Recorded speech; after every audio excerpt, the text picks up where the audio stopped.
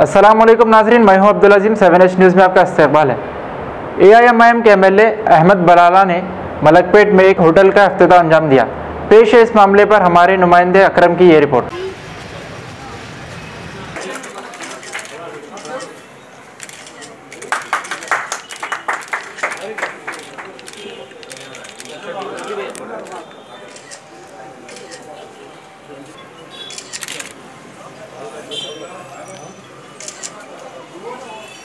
चलिए